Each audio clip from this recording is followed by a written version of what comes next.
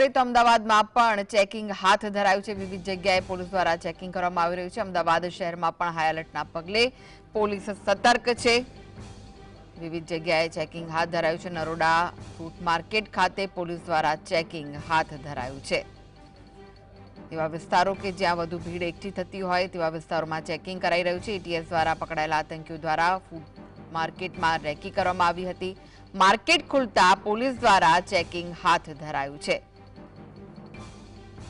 તો દિલ્હી બ્લાસ્ટની ઘટના બાદ અમદાવાદને પણ હાઈ એલર્ટ પર મુકાયું છે, ત્યારે અમદાવાદના પણ વિવિધ વિસ્તારોમાં ચેકિંગ હાથ ધરાયું છે। તો વધુ વિગતો માટે જોડાઈ ગયા છે સંવાદદાતા વિરેન્દ્રસિંહ ભાટી। વિરેન્દ્ર, જે રીતે દિલ્હીમાં બ્લાસ્ટ થયો અને ત્યારબાદ હવે ગુજરાતને પણ હાઈ એલર્ટ પર મૂકવામાં આવ્યું છે, અમદાવાદ પણ હાઈ એલર્ટ પર મુકાયું છે, અમદાવાદમાં પણ ચેકિંગ પ્રક્રિયા હાથ ધરાઈ છે, શું વિગતો મળી રહી છે?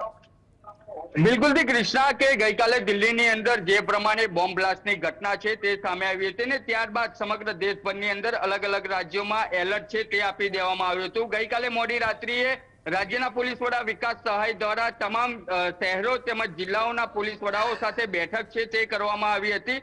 ત્યારબાદ મોડી રાત્રિએ અમદાવાદ શહેર પોલીસ કમિશનર જીએસ મલ્લિક દ્વારા તપાસના આદેશો તેની સાથે સાથે સમગ્ર શહેરની અંદર ચેકિંગ હાથ ધરવાના આદેશો આપી દેવામાં આવ્યા હતા। અત્યારની વાત કરવામાં આવે તો અત્યારે જીએસટીવીની ટીમ નરોડા ખાતે જે માર્ગ આવેલો છે ને તે માર્ગ ઉપર ફૂડ માર્કેટ આવેલું છે, તે ફૂડ માર્કેટ ઉપર શહેર કોટડા પોલીસ સ્ટેશનનો જે સ્ટાફ છે તેના દ્વારા ચેકિંગ છે તે હાથ ધરવામાં આવ્યું છે। તેની સાથે સાથે આ જે ફૂડ માર્કેટ છે નરોડા વિસ્તારની અંદર તેમજ શહેર કોટડા પોલીસ સ્ટેશનની હદમાં આવતું તેની અંદર થોડાક સમય પહેલા જે ગાંધીનગર પાસેથી જે આતંકીઓને ઝડપી પાડવામાં આવ્યા હતા તેમાંથી 2 જેટલા આતંકીઓ દ્વારા આ જ ફૂડ માર્કેટની અંદર રેકી છે તે કરવામાં આવી હતી। તે સંદર્ભે જ શહેર પોલીસ સજ્જ બની છે, તેની સાથે સાથે ચેકિંગ હાથ ધરવામાં આવી રહ્યું છે।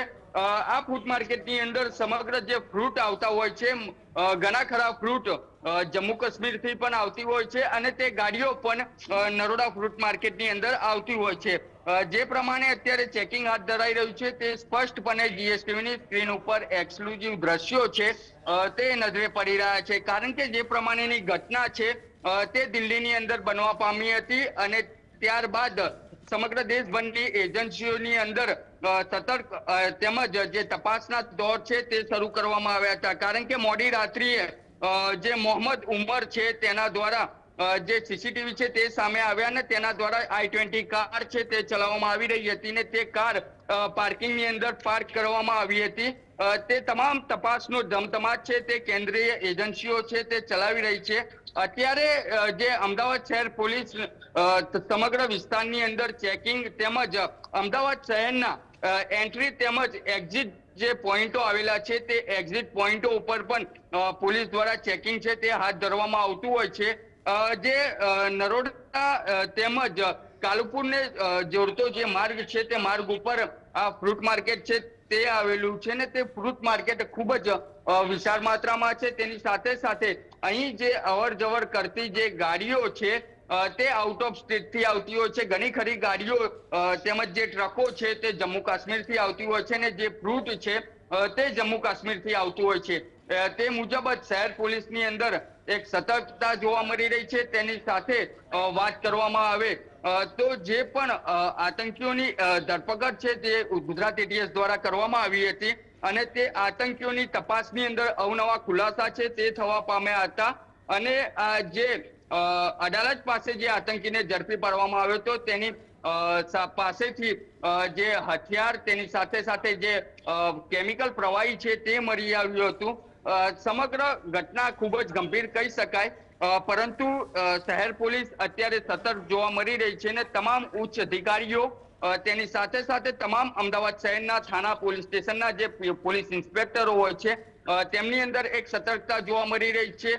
તમામ જગ્યાઓ પર રાઉન્ડ ઓફ ધ ક્લોક તપાસના આદેશો છે તે આપવામાં આવ્યા છે। સમગ્ર અમદાવાદ શહેરની અંદર એન્ટ્રી કરતા માર્ગો હોય તેમજ એક્ઝિટ કરતા માર્ગો હોય તે તમામ જગ્યાઓ પર ચેકિંગ હાથ ધરવામાં આવતું હોય છે। મારા સહયોગીને ફરી એક વખત કહીશ કે દ્રશ્યો બતાવે કે આ જે તમામ સિવિલિયન ડ્રેસ તેમજ ખાખીના ડ્રેસની અંદર જે પોલીસ કર્મીઓ છે તે શહેર કોટડા પોલીસ સ્ટેશનના પોલીસ કર્મચારીઓ છે। તમામ રજીસ્ટરો છે તે ચેક કરવામાં આવી રહ્યા છે। તેની સાથે સાથે કોઈ અનિચ્છનીય બનાવ ના બની જાય તેની તકેદારી છે તે પોલીસ દ્વારા રાખવામાં આવી રહી છે અને તમામ પાસાઓને તપાસવામાં આવતા હોય છે. થોડાક સમય પહેલા જ પોલીસ દ્વારા જે આ ફ્રૂટ માર્કેટ છે તેના જે સીસીટીવી લગાવેલા છે તેનું એનાલિસિસ પણ કરવામાં આવી રહ્યું હતું. તમામ જે વ્હીકલો છે જે આવતા હોય છે તેની તપાસ હાથ ધરવામાં આવી રહી છે.